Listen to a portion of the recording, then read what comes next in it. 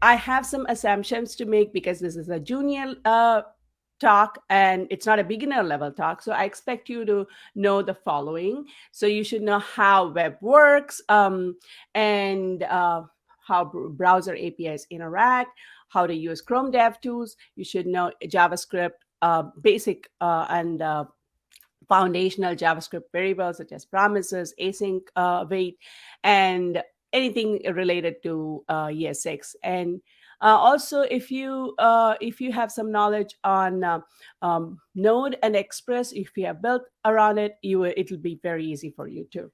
So that's something that I wanted to set the ground before. So today we'll start off with Node.js, and then we'll slowly move on to progressive web app. We'll talk a lot about progressive web app, and we will wrap it up with a couple of demos. Okay. So first off, what is Node.js, right? Node.js is, according to the Node official document, it's a JavaScript runtime built on Google's V8 engine. What does it mean, right? So it's just to make you understand JavaScript. Now you can use HTML, CSS, and JavaScript for the front end, so that all your you can place all your DOM elements, right? But can you do the same thing with the backend? Yes, you could. This is where V8 comes into play, and you can use JavaScript for both front end and backend when you use Node.js. So here is just to give you an overview of Node architecture. Node uses something called as a single thread event loop architecture, where it could handle multiple concurrent requests, right? So it is a processing model where it's based on JavaScript event based model, and um, callback mechanism. So here, as you can see, the events are going. Understand the next slide would be much better if I show this. So first, there are multiple users accessing your website. The request goes through, and it goes through something called as an event queue, where all the requests are stacked. So it's stacked based on when the user wants to access what. So it's stacked based on one by one, and then it goes through one single thread inside the event loop. And there are two kind of operations that goes through inside of Node.js server. So one is the non-blocking IO polling, where it looks for the request, and if it's a simple one, it could return right away. But if it's a complex one, it goes through something called as a blocking operation, right? And it goes through something called as thread pool, where it has to go get the information either from an external database. These days it's all in cloud, so it could be on the cloud, or you can get data from the database, file systems, or anything. It could be anything. So once it comes back, it has to the requests are sent back to the user. Okay. So we talked about the architecture. This is the flow. How do we access this? First off, you have to install Node. And if you have done it before, you can go to the documentation. There's a lot of information about it as how to install. Once you install, you can open up in your terminal, saying just typing in Node, right? And then here, if I type in global, as opposed to the browser, if you go to the browser and type global, you will get the window object. Here, you would get a global object, but if you see, it's very condensed than the one that you go and see it in the browser. So it also supports ES6, for example. If I do here, it supports const, so you can also use it completely supports ES6. So here I'm just using a variable name with const variable name Geekle, and then it outputs the event name. So now just to give you overall features about Node, as I said, it's single threaded, it's non-blocking, which means it's asynchronous and it's event driven. And you can use JavaScript both on front end and back end. So also the npm library, I think Node has over I think 2 million packages, and this has been Node.js has been there for over 10 years in the market. So this is the most common one that is used in the industry, and it's got a huge community support. So also understand that it's because it runs on V8 in Chrome's V8. There's a lot of iteration that they make, and it's faster in performance and it's scalable. When I also gave a talk about how to build fast and scalable websites using Node.js last time. If you want, you can go ahead and check that particular video. I presented it in Geekle as well. So when to use Node? So if you have an application that requires you to have a lot of queued IO inputs, and then you have real-time streaming. Netflix uses this. So you can also use it for chat box. If you are creating a complex single-page applications, then Node could be the right choice for you. However, when not to use Node.js, right? So when I say unstable API, it is something that because it changes frequently. Because of that, there's a lack of library support. So the people who create packages, they don't maintain it, or they don't upkeep with the current APIs. And there's the documentation may not be up to current. So that could also be an issue, right? And the best part is if you are a Node.js developer, you know how to use it. It is also expensive to hire people with such a high experience, right? And any heavy computational task, for example, image processing, these things would take time. So Node is not the right choice in that case. And because it follows asynchronous programming model, you have to understand that it comes with callback issues too, right? Okay, so here are some of the competitors for Node: .NET, Go, Ruby, Python, and I found this new thing called Bun. It's a new company that is also creating something very similar to Node. It runs on it's a runtime JavaScript environment too, but that's something that I found on the internet. So these are other companies that also are some of the competitors for Node. So in an ideal project, right? So how do you have it? So you would have a back end, a front end, and then you would have Node modules on each of them. And if you are a person, if you are using, this is also ideal for microservices. So where you can abstract at that level too. So you would have Node packages inside each of these. So just to give you a visual of that. So now we talked about Node.js. Let's move on to progressive web app. So before I start talking about progressive web app, I just wanted you to understand what does mobile development today look like, right? You have two platforms. One is Android, one is iOS, and each of them would have if you want to develop an app, you either need to know Java or Kotlin, and you also need to know Swift or Objective-C to create apps in iOS. So, and then you have frameworks such as React Native, Xamarin, Flutter. These could also be used for developing mobile application.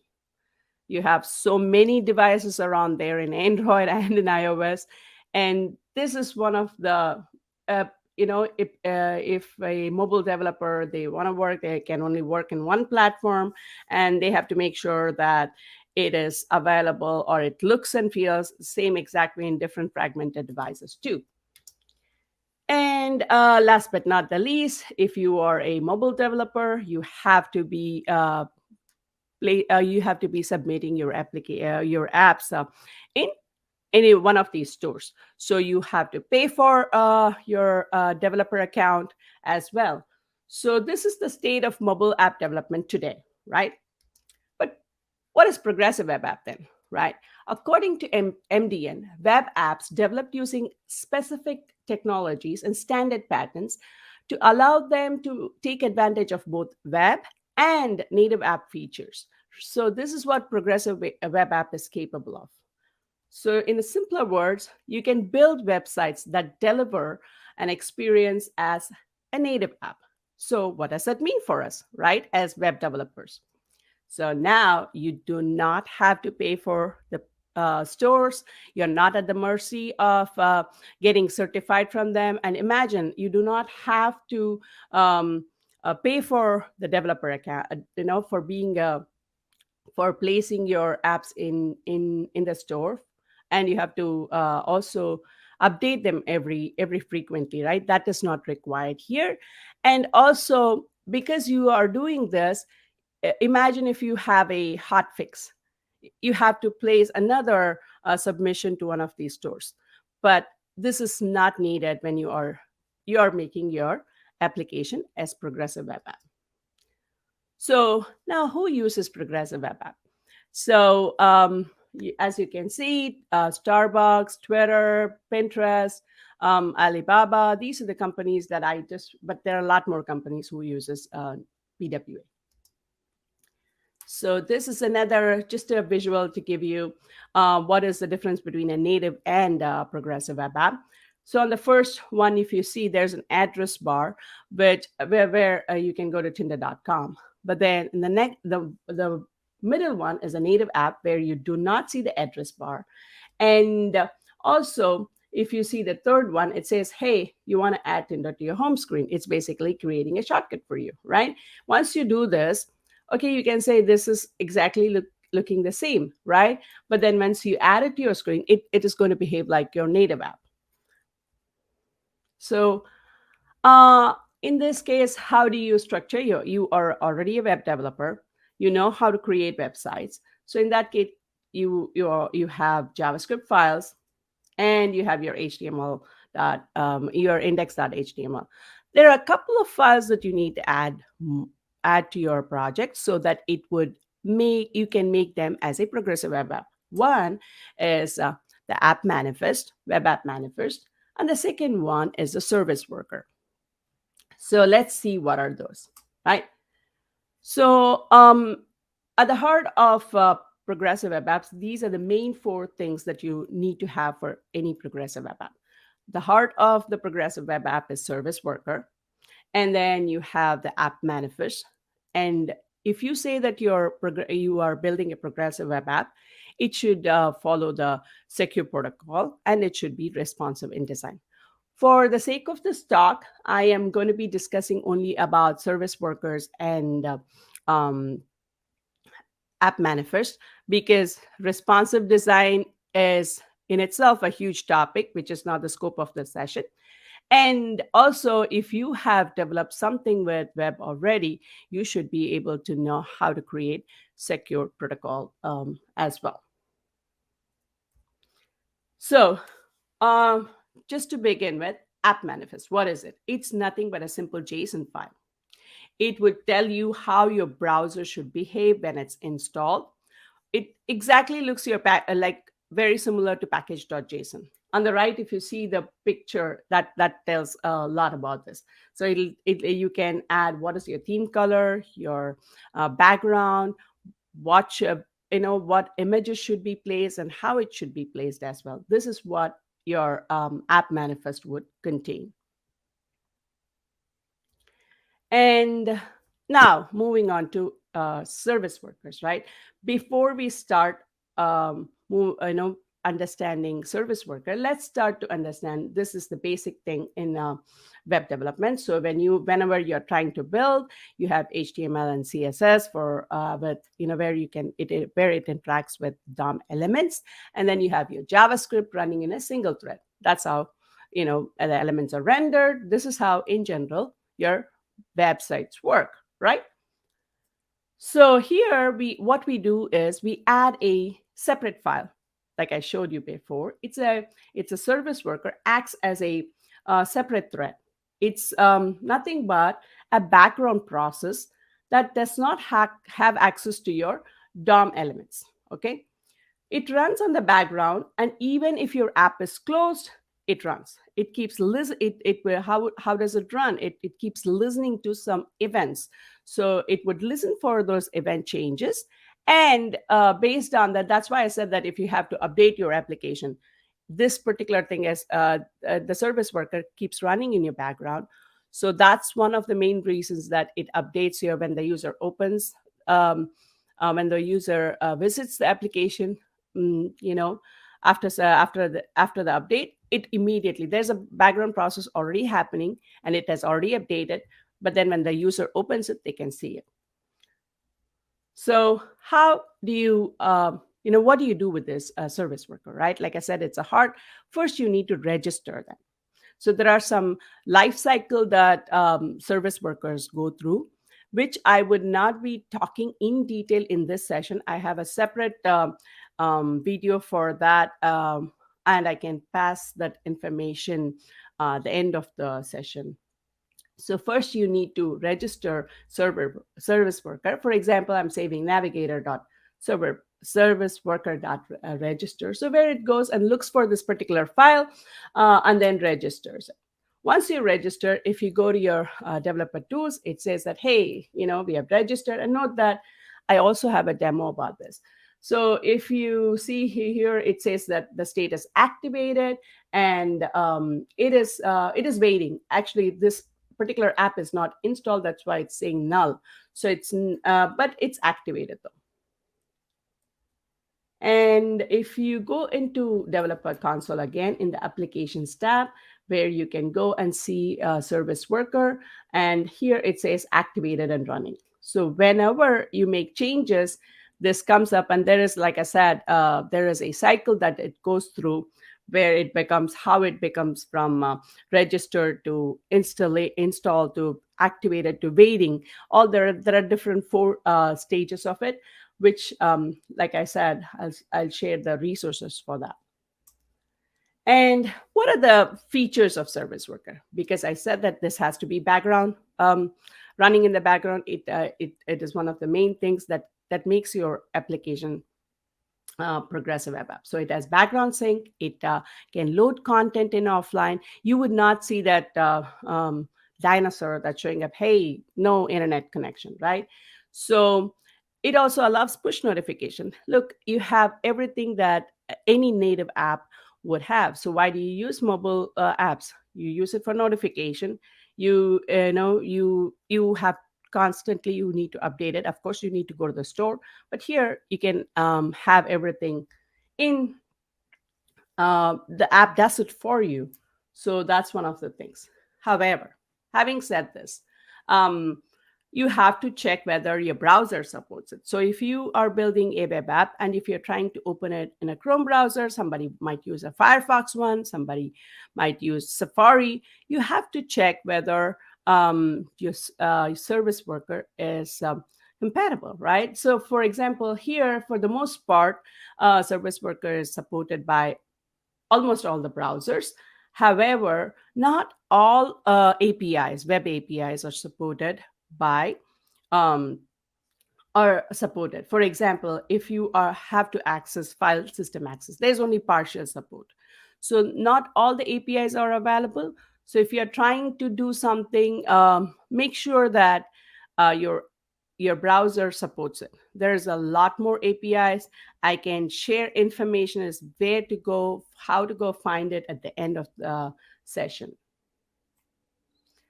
So now you have created your application, you have service worker, you have your app manifest. So how do you know that your website is progressive web app compatible, right? So you have a tool called as Lighthouse. It's a Chrome extension where it runs an audit of your page, and it checks for certain parameters, and then it says, oh yeah, it is your application is a progressive web app. So here, for example, it says here as installable, it's optimized, and it also checks for other stuff. And the good part about it is when you run this audit, it'll exactly tell you what is the error that you're making, and it'll show you, okay, you have to change the icons, or if you have to change the sizing, or this is not it'll exactly show you the error, and it'll take you where you have to it'll give you information where you have to go find the information and fix it. Okay, so now we talked a lot about progressive web app. Let's see what are the checklists that we need to go through, right?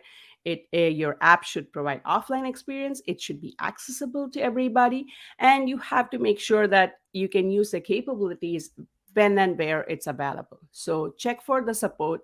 The website is called caniuse.com, and then you have to make sure that it's also available through search, and it supports all input type. For example, it supports touch. And note that you don't have to create progressive web app just for mobile alone. You can also create desktop applications too. And if, for example, I can show you something here. Uh, if I can, okay. So if I go to youtube.com, right? If you see here, if I can see, this is also a progressive web app. You can install this. So I can install it on my desktop, and I can make it work too. I don't have to wait for updates, but if it's needed, I can also do that. So most of the applications from Microsoft also does that. Outlook, Teams, etc. And yeah, I can also use input types such as keyboard, mouse, if I have it in my desktop as a desktop application. If it's a mobile application, it supports touch as well. So what are the benefits now? It is single code base, and it's cheaper and faster to build native apps. You do not have to learn a separate language for this, right? And the best part is you do not have to the storage. It doesn't take as much as mobile storage takes, and you do not have to download or update your application by going to the store and things like that.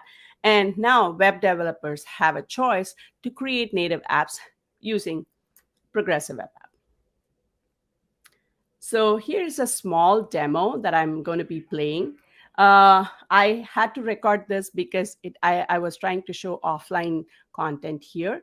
Let's get started with this. Here's an application that I created where you can see index.html. There's a web manifest. There's also a couple of JavaScript files here. One shows whether the user is online or offline. The other one is it registers the service worker, and also inside the service worker I have what are the things that needs to be cached, and it is when the user installs the application, it would create it would listen to that event, and then it fetches the information from the cache, and then it also what it does, when it activates, it removes the old cache, and then this is what it listens to all these event listeners. So I also have a server.js where I have information about how to get those cached files, right? So let's go ahead and run this. And if I open this, it says online right now. So let's go and see what is in here, right?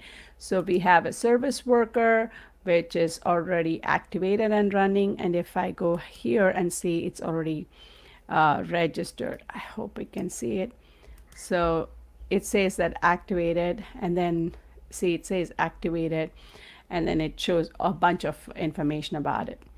So also, if we run this audit here, right, it's going to show me, and I'm running this on mobile, so it shows online.